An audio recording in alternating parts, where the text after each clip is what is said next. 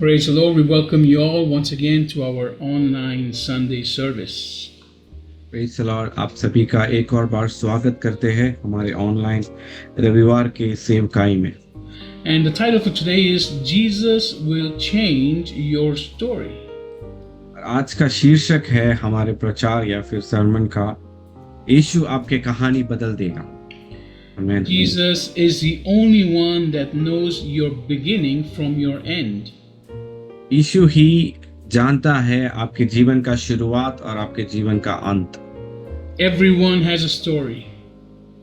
सभी की एक कहानी है And Jesus Christ has the power to change your story. और यीशु मसीह के पास वो ताकत या फिर सामर्थ है कि आपकी कहानी बदल सके। Thank you, Lord. आमीन। Hallelujah. I pray that today, after today's teaching, you will change your story. मैं आशा रखता हूं कि आपके आज के संदेश के बाद आपकी जीवन की कहानी बदल जाएगी। आमीन। We pray that God will speak to you in such a marvelous way that you will realize that Christ wants to change your story. मैं प्रार्थना करता हूं कि आपकी जीवन ये संदेश के बाद कि आपकी कितनी अद्भुत और आश्चर्यजनक बन जाए आज के संदेश के बाद। Because God is the one who has the power to completely change what anyone has said about you in the past. क्योंकि परमेश्वर के पास वो ताकत है जो आपके जीवन की कहानी बदल सके, जिन्होंने भी कुछ भी आपके बारे में कहा। Like I said before, everyone has a story. जैसे मैंने पहले कहा, सभी की एक कहानी है। It might be something good or something bad. शायद वो कुछ अच्छा होगा या फिर शायद वो कुछ बुरा होगा। There might be joy, there might be pain. कहानी में कुछ खुशी की बातें होगी, कुछ दर्द भरी बातें होगी। There might be health and there might be sickness. उसमें तंदुरुस्ती होगी या फिर बीमारी होगी। There might be success and there might be failure. उसमें जीवन में हताशा या फिर आशीष या फिर अच्छा आगे बढ़ना होगा। And you might have been loved and you also might have been rejected. आप शायद प्यार किए गए होंगे या फिर शायद कभी आप ठुकरा दिए गए भी होंगे। And definitely your story will end in death. आमीन। निश्चित रूप से आपकी कहानी मृत्यु में समाप्त होने वाली है। Now that death can either be a sad death or a joyful death. वो मृत्यु शायद एक दुख भरी हो सकती है या फिर एक आनंदकारी मृत्यु हो सकती है। If you have not put your trust in Jesus Christ, it will be a sad and uncertain death. यदि आपने आपका भरोसा यीशु मसीह पर नहीं डाला होगा तो दुख भरी और हताशा भरी या फिर ना जानने वाली एक मृत्यु होगी। But if you have put your trust in Jesus Christ, it will be a joyful death where you are guaranteed a place next to your Creator. आमीन। यदि आपका भरोसा, आपका विश्वास यीशु मसीह में है तो निश्चित रूप से वायदे के साथ कह सकता हूँ एक आशीषकारी मृत्यु होगी और आपकी मृत्यु के बाद आप यीशु मसीह के पास, आपके सृजनहार के पास होगा आपका मेज। So no matter how you started this story of your life, you have to make sure it ends correctly. ये बड़ी बात नहीं कि आपने आपकी जीवन की शुरुआत कैसे की होगी, लेकिन ये जरूरी है कि आपका जीवन का अंत मृत्यु यीशु मसीह के साथ हो। It is more important to focus on the end of your story than the beginning. ये बहुत महत्वपूर्ण बात है कि आपके जीवन की अंत कैसे होगी, आपकी कहानी की, वो जरूरी है, ना कि आपके जीवन की शुरुआत कैसे थी। Because every single one of us has the same beginning, that we are born in sin. हमारी हर एक की कहानी एक ही तरह है कि हम सभी ने पाप में जन्मा है। And we continue to live in sin unless we receive Jesus Christ who transforms us from the inside. और हम पाप में ही वास करते या फिर जीते जा रहे हैं ना कि जब तक की नहीं कि परमेश्वर हमारे अंदर आकर हमारे अंदर एक विद्यान या फिर रूपांतर लाता है। So everybody has a story to tell about their life. Okay, हर एक व्यक्ति को अपने जीवन के बारे में एक कहानी है बताने के लिए। And people will actually normally remember all the failures and the mistakes you have made. ज्यादातर लोग अपने जीवन में, अधिकार से लोग अपने जीवन की निराशाओं को या फिर पराजित अवस्थाओं को याद रखते हैं हमारे जीवन के। And this is very normal. और ये बहुत साधारण बातें हैं। No matter how many good things you have done in life, if you did one bad thing, that is what they will remember.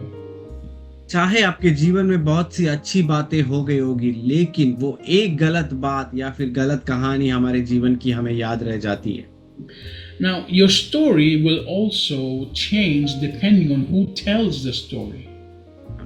आपकी जीवन की कहानी का ये भी है कि आपका कहानी कौन संबोधित कर रहा है या फिर कौन बता रहा है उस कहानी को। Those you were good to will give a good story about you.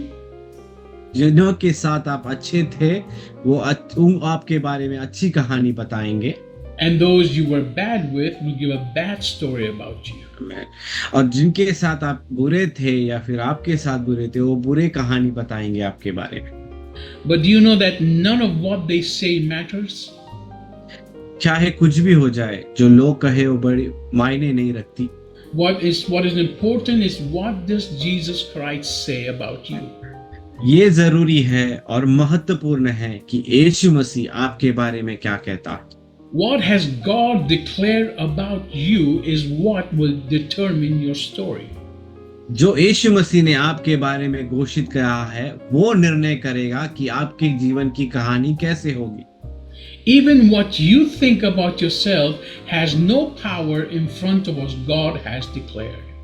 इतना कि नहीं, जो आप आपके बारे में सोचते हो वो मायने नहीं रखता जो यीशु मसीह की सामर्थ और ताकत के सामने। See, sometimes we hear people's voices and what they think about us, and we end up making our identity with those voices. कई बार हम लोगों की वाणियां सुनकर, उनके सोच विचारों को सुनकर और हम अपने व्यक्तित्व को ठहराते हैं कि कैसा होगा मेरा जीवन। Now, does that mean that everything they're saying is wrong? इसका मतलब ये है कि जो वो कह रहे हैं वो गलत है? No, most probably they are telling the truth and they see what you are showing them. अधिकार से समय वो सच्ची बात कह रहे हैं जो आप दर्शा रहे हो, लेकिन वो होना जरूरी नहीं है आपके जीवन में।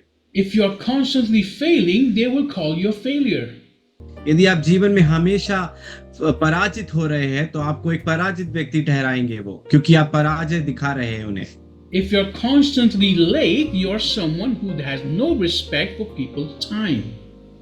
यदि आप हमेशा लेट पहुंचते हो या फिर सही समय पर नहीं पहुंचते तो आप ऐसे व्यक्ति दर्शा रहे हैं जो दूसरों के समय की मायने नहीं रखते।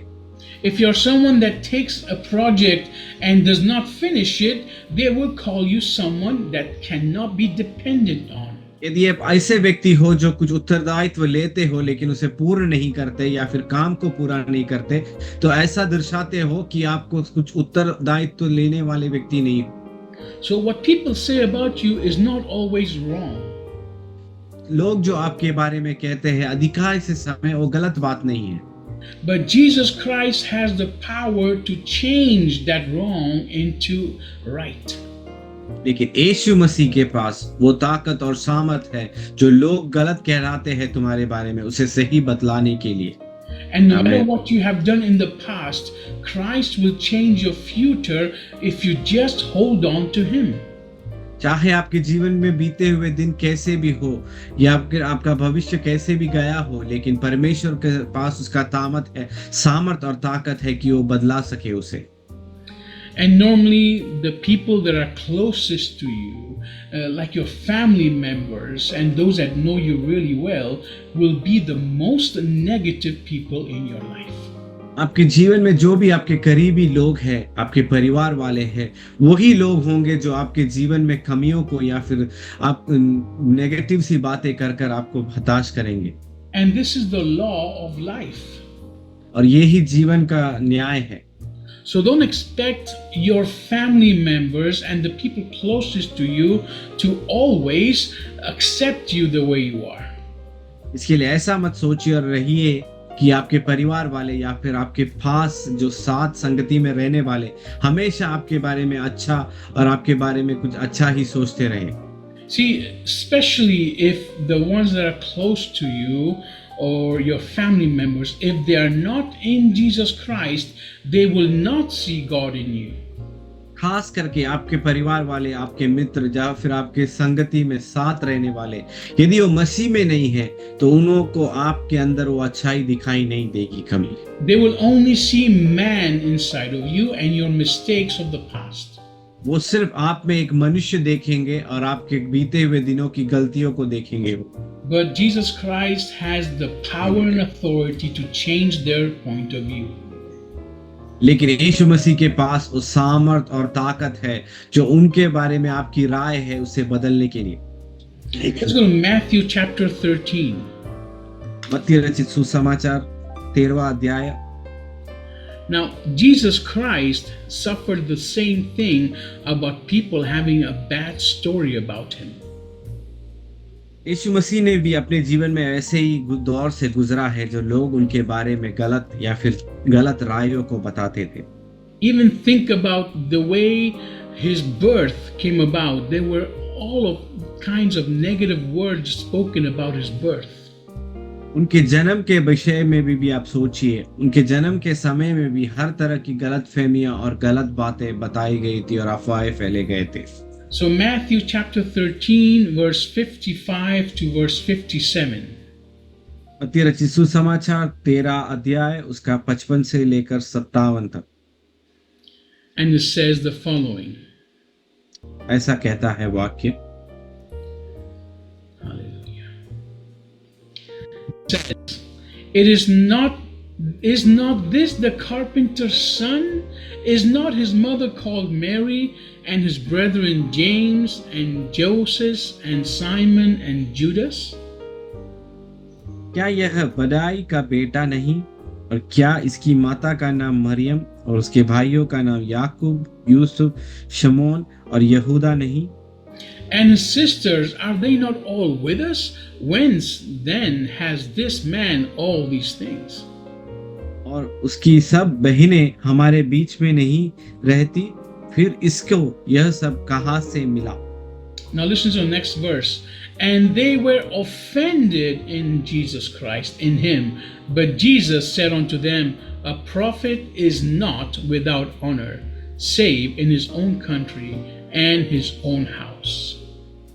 इस प्रकार उन्होंने उसका कारण ठोकर खाई और यीशु ने उनसे कहा, भविष्यवक्ता का अपना देश और अपने घर को छोड़ और कहीं निरादर नहीं होता।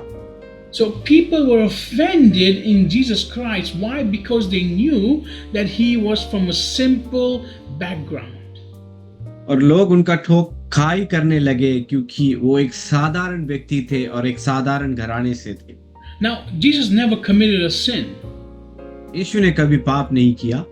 Everything he did was good and perfect. और उन्होंने सब कुछ सही और एकदम उत्तम किया। But still they were offended in him because they were close to him. फिर भी वो खाई खाने लगे क्योंकि वो उनके साथ संगति मनाते थे। And sometimes the people that are close to you will be offended in you when God uses you. और कई बार आपके लोग, आपके संगति साथ रहने वाले खाई खाते हैं आपसे क्योंकि वो आपके साथ रहते हैं। Every time God blesses you, there will be those around you that will not like it. आमीन। हर बार जब परमेश्वर आपको आशीष करेगा, ऐसे लोग होंगे आपके साथ जो आपके आशीषों में उनको आनंद नहीं ले पाएंगे वो।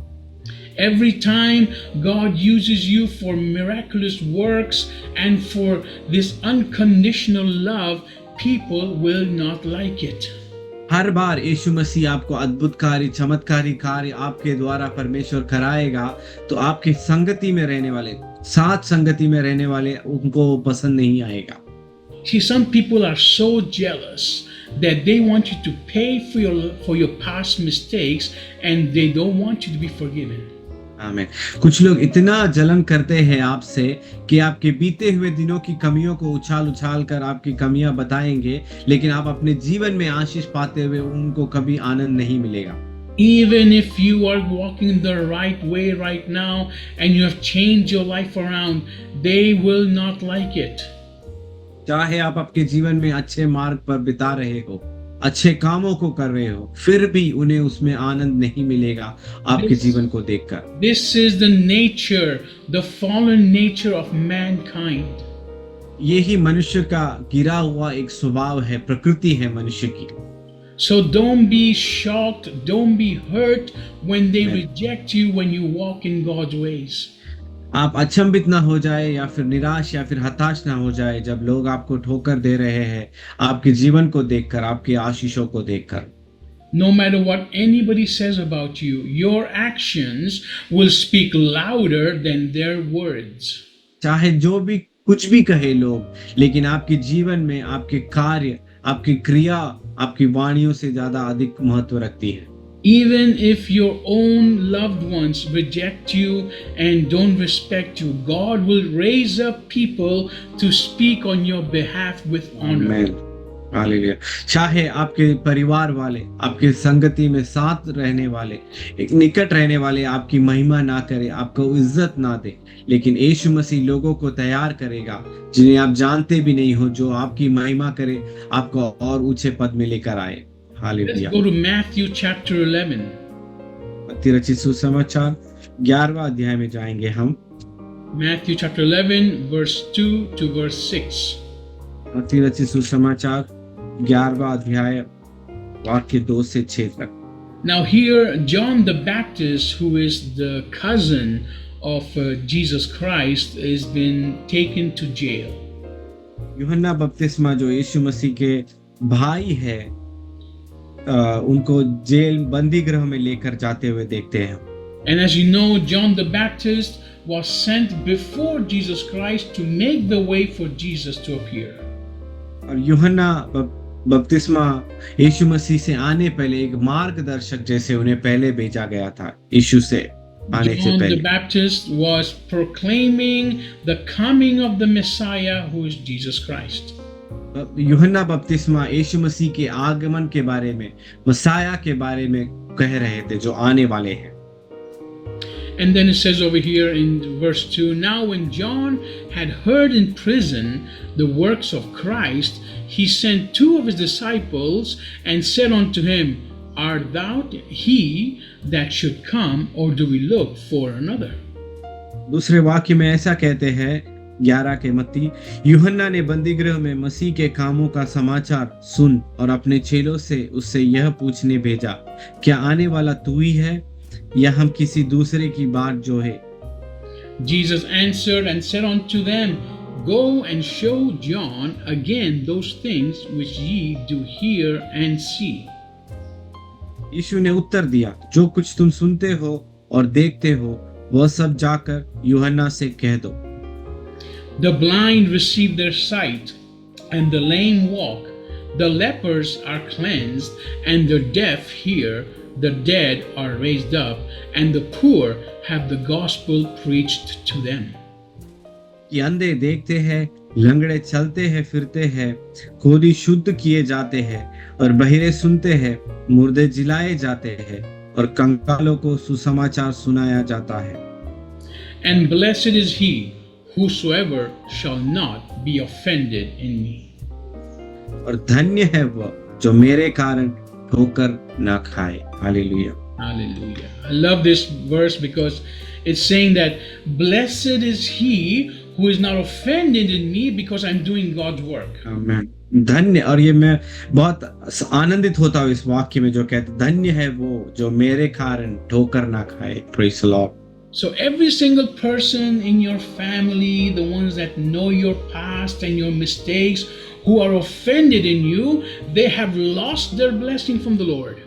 आमीन। जो भी आपके बीते हुए दिनों को जानते, आपकी कहानी को जानते, आपकी कमियों को जानते और उसे उछाल कर कहते हैं, वचन कहता है कि धन्य है वो जो आपको ठोकर ना दे। They have no idea that you and I, when we receive Jesus Christ, Christ is using our lives do not only change our story, but the story of every single person we know. आमीन।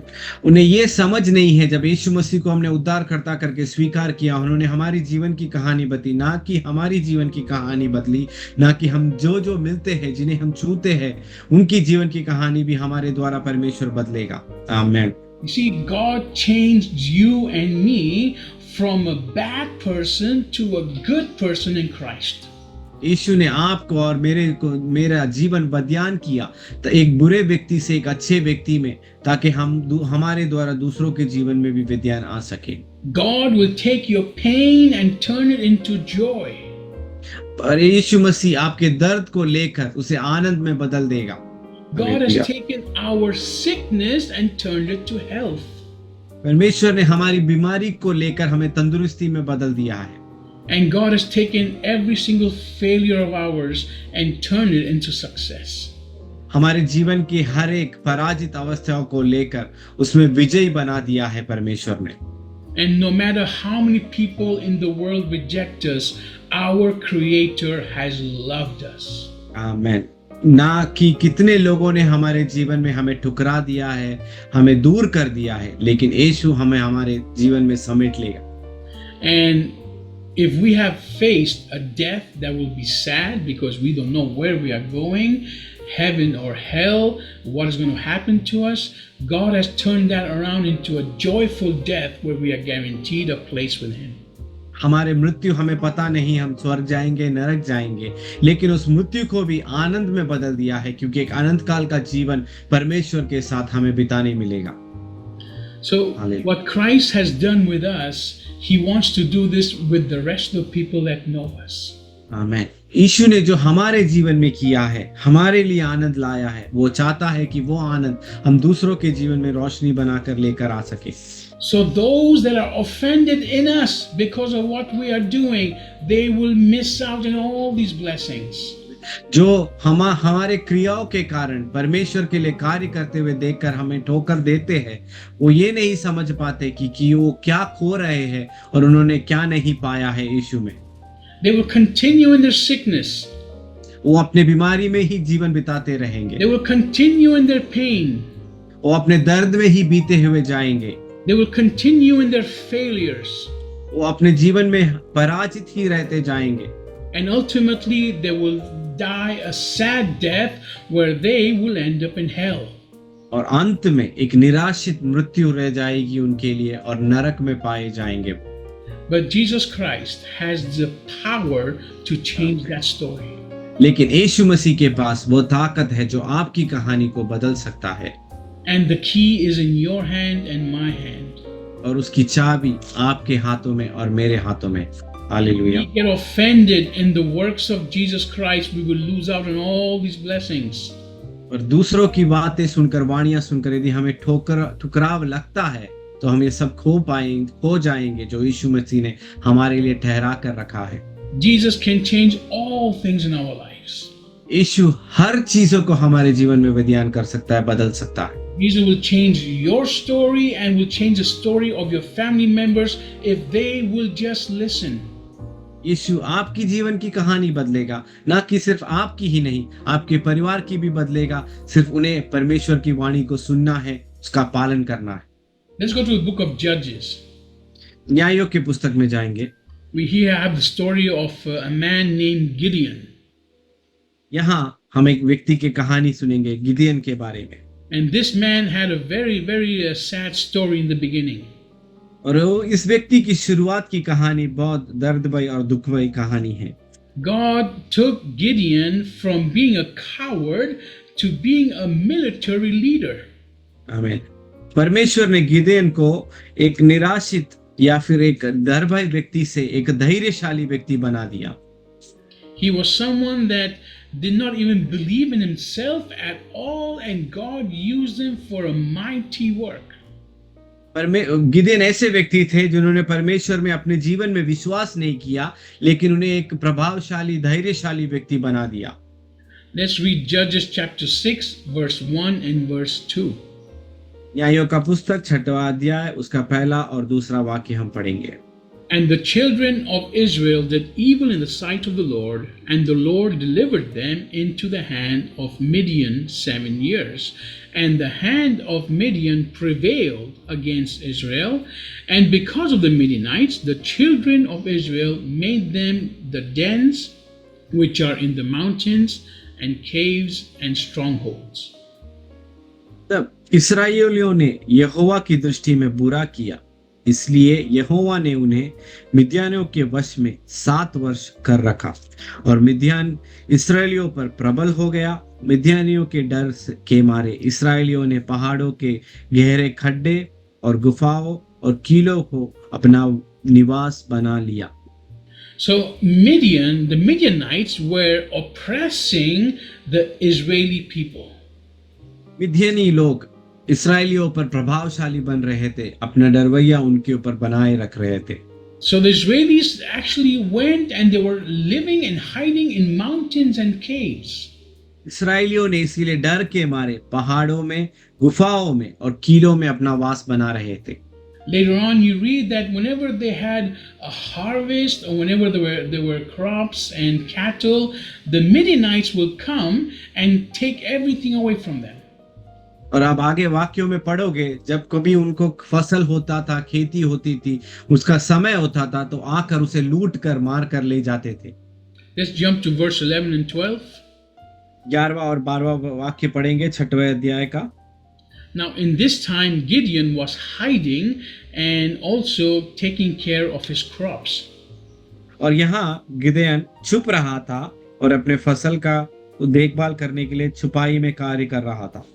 So verse 11 and 12 says, And there came an angel of the Lord and sat under an oak which was in Ophrah, that pertained unto Joash the Abiezrite, and his son Gideon threshed wheat by the winepress to hide it from the Midianites. फिर यहोवा का दूत आकर उस बांज वृक्ष के तले बैठ गया जो ओफ्रा में अबियाजेरी योशा का था, और उसका पुत्र गिदोन एक दाखरस का कुंड में गेहूं इसालिये से झाड़ रहा था कि मिद्यानियों से छिपा रखे। So Gideon was hiding in the winepress, threshing the wheat. वो अपने दाख मधु में गेहूं को रखकर उसे झाड़ रहा था, because he was scared of the Midianites. वो कुंड में इसके लिए रख के झाड़ रहा था क्योंकि वो मिद्यानियों से डरा हुआ था। And verse 12, And the angel of the Lord appeared unto him and said unto him, The Lord is with thee, thou mighty man of valor. आमीन। 12वां वाक्य, उसको यहोवा का दूत ने दर्शन देकर कहा, हे शूरवीर सूरमा, यहोवा तेरे संग है। Now imagine what Gideon must have thought at that time. सोचिए जरा, गिदेन ने क्या सोचा रहेगा उस समय। He's hiding from the Midianites, and this angel of God appears to him and says, You mighty man of valor. यहाँ आप देखिए, गिदेन मिद्यानियों से छुपकर वो दाख मधु के कुंड में गेहूं पीस रहा है, लेकिन दूत आकर उससे कह रहा है, ए शूरवीर सूरमा। तो उसे क्या लगा होगा अपने बारे में। So after this, Gideon, if you read the whole story, Gideon argues with the angel of the Lord and says, How can this be? Give me a sign. Are you actually from the Lord? के बारे में आगे हम पढ़ेंगे तो उनका वार्तालाप होते रहता है। वो दूत से चिन्ह मांगते हैं कि ये परमेश्वर का हित है कि नहीं, मुझे और चिन्ह देइए, आप आगे देख पाएंगे। You see, Gideon knew his story. Gideon को अपनी कहानी पता थी, but when he heard the story that God had for him, he could not accept it. लेकिन जब उसने यीशु मसीह की कहानी उसके बारे में जानी, तभी वो उसे स्वीकार नहीं कर पाया। He could not believe that he was actually a man of valor. वो ये विश्वास नहीं कर पाया कि वो एक सूरमा था या फिर शूरवीर था। And that God was calling him to do good and mighty works for God. परमेश्वर उसे बुला रहा था ताकि वो सामर्थशाली और अतिशयकारी शूरवीर कार्यों को कर पाए। Later on, this angel gives Gideon an instruction. आगे जाकर इस दूत गिदेन से कुछ बातें कहता है, ऐसे ऐसे करना। He actually tells Gideon Here, let's read it, verse 25 and verse 26. It says, "And it came to pass the same night that the Lord said unto him, Take thy father's young bullock, even the second bullock of 7 years old, and throw down the altar of Baal that thy father hath, and cut down the grove that is by it." 6 के 25 और 26 में हम ऐसा पढ़ते हैं, फिर उसी रात को यहोवा ने गिदोन से कहा, अपने पिता का जवान बैल अर्थात दूसरा 7 वर्ष का बैल ले और बाल की जो वेदी तेरे पिता की है उसे गिरा दे, और जो अशेरा देवी उसके पास है उसे काट डाल। In verse 26, "And build an altar unto the Lord thy God upon the top of this rock in the ordered place, and take the second bullock, and offer a burnt sacrifice with the wood of the grove which thou shalt cut down." और 26वां वाक्य, और उस दृढ़ स्थान की चोटी पर ठहराई हुई रीति से अपने परमेश्वर यहोवा की एक वेदी बना, तब उस दूसरे बैल को तू ले और उसे अशेरा की लकड़ी जो तू काट डालेगा जलाकर होम बलि चढ़ा। And let's jump to verse 27. "Then Gideon took 10 men of his servants, and did as the Lord had said unto him. And so it was, because he feared his father's household and the men of the city, that he could not do by day, that he did it by night." 27वां वाक्य, तब गिदोन ने अपने संग 10 दासों को लेकर यहोवा के वचन के अनुसार किया, परंतु अपने पिता के घराने और नगर के लोगों से डर के मारे वह काम दिन को ना कर सका, इसीलिए रात में किया।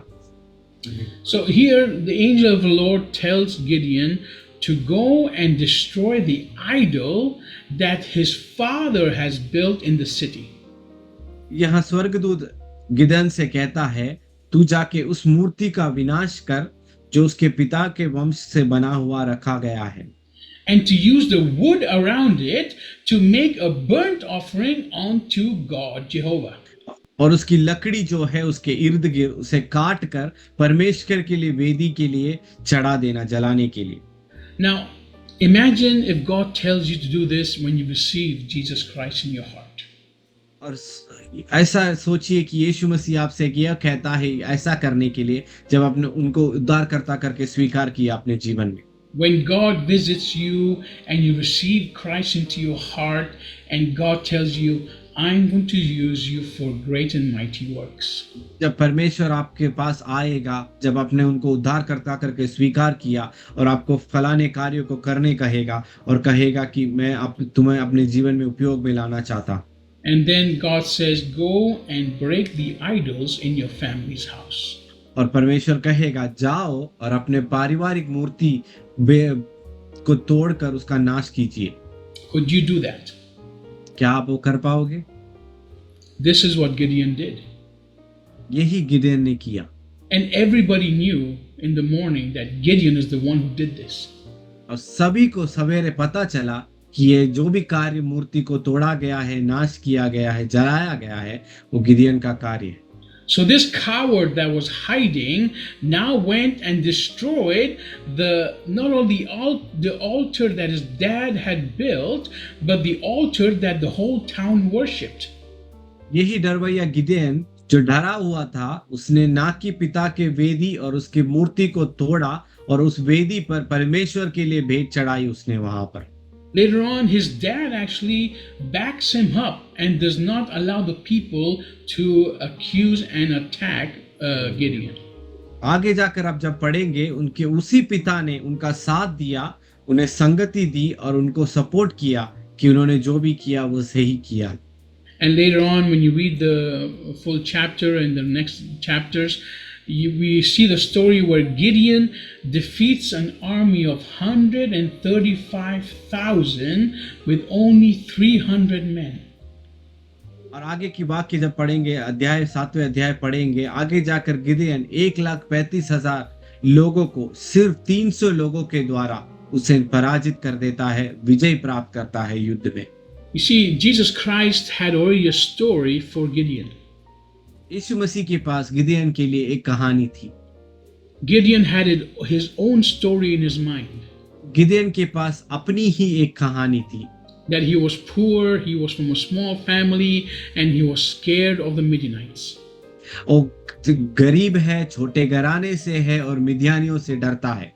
But when God got a hold of his heart, he became a warrior that defeated 135,000 men with only 300 men. जब परमेश्वर ने गिदियन के हृदय को अपने हाथों में लिया, वो एक साधारण व्यक्ति सिर्फ 300 लोगों को लेकर 1,35,000 लोगों को युद्ध में पराजित किया। God knows your end from your beginning. आमीन। परमेश्वर आपके अंत को जानता है, आपकी शुरुआत से लेकर। God will only change your story if you allow him to change it. परमेश्वर आपके जीवन की कहानी को बदलेगा यदि आप बदलने के लिए परमेश्वर को मौका दे। आमीन। And when you die, you will have two different stories. और जब आप मरोगे, आपके पास दो कहानियां होंगी। Either God will say, "Well done, my good and faithful servant," परमेश्वर कहेगा, अच्छे रहो मेरे विश्वास परमेश्वर के दास। or else God will say, "Depart from me, worker of evil, I never knew you." और या फिर परमेश्वर ऐसे कहेगा, मुझे छोड़कर जा शैतान के कार्य करने वाले, मैं तुम्हें कभी जाना नहीं और मैं नहीं जानता हूं तुम्हें। The end of your story is in your hands. आपके जीवन के अंत की कहानी आपके हाथों में। Jesus Christ is ready right now to change your story. यीशु मसीह अभी तैयार बैठा है आपके जीवन की कहानी को बदलने के लिए। It is up to you if you will accept that story or not. यह आपके पास है कि आपको कहानी के लिए परमेश्वर को स्वीकार कर पाओगे कि नहीं। No matter what anyone says about you in the past, no matter what you think about yourself in the past, Christ has a new story for you. बीते दिनों में आप अपने बारे में क्या सोचते हो या फिर लोग आपके बारे में क्या सोचते हैं, वो मायने नहीं रखता। परमेश्वर आपके बारे में क्या सोचता है और परमेश्वर क्या कर सकता है, वो मायने रखता। Jesus will change your story. यीशु आपकी कहानी को बदलेगा। Just surrender to him right now. अपने आप को समर्पण कीजिए बस। Even if you have already surrendered to him, you still need to surrender again to him daily. या फिर आपने समर्पण किया होगा, फिर भी हर दिन अपने आप को यीशु मसीह में अपने आप को समर्पण करना, so that you stay close to that ending and that story that Christ has prepared for you. आमीन। ताकि आप एकदम सूक्ष्म उसके पास रहे, निकट रहे, जो कहानी परमेश्वर ने आपके लिए ठहरा है और लिखा गया है। And don't worry about those who hate you and get offended by you because of what you are doing in Christ. और उनके बारे में सोच के आप निराश ना हो जाए, जो आपकी बुराई चाहते हैं, जो आपके अंत को नहीं जानते। Don't be offended by those that don't like you walking with Jesus. और उनके बारे में सोचकर ठुकराए मत जाइए कि क्यों जो यीशु को अपने आप को ठुकराते हैं। Because if they are offended in you, they are losing out in their blessings. यदि वो आपको ठोकर खा देते हैं या फिर वो खुद अपने आप को ठोकर देते हैं अपने आशीषों में से। Amen. But if they receive you the way you are now in Jesus Christ, they will see the miracles that we read in Matthew chapter 11. यदि वो आपको स्वीकारते हैं तो वो चमत्कार को स्वीकार रहे जो मत्ती रचित सुसमाचार 11वें अध्याय में हमने पढ़ा। The blind will receive their sight. अंधे आंखों की रोशनी पाएंगे। The lame will walk. लंगड़े चल पाएंगे। The lepers will be cleansed. और जो भी कोढ़ी बीमारी वाले हैं वो चंगाई प्राप्त करेंगे। The deaf will hear. और जो बहरे हैं वो सुन पाएंगे। The dead will be raised up. और मरे हुए जिलाए जाएंगे। And the poor will receive the good news of Jesus Christ. और गरीब यीशु मसीह के सुसमाचार को स्वीकार पाएंगे। All these blessings are part of your life when you receive Jesus Christ. ये सभी आशीषें आपके जीवन के भाग है जब आप यीशु मसीह को अपना उद्धारकर्ता करके स्वीकारोगे। And God will use you for these things. और यीशु मसीह आपको उपयोग में लाएगा अपने जीवन में इस कार्यों के लिए। So forget about everybody else. और भूल जाइए बाकी सभी के बारे में and let Jesus today change your story. और यीशु मसीह आपकी कहानी को बदलने दे। God bless you. परमेश्वर आपको आशीष करे। Hallelujah.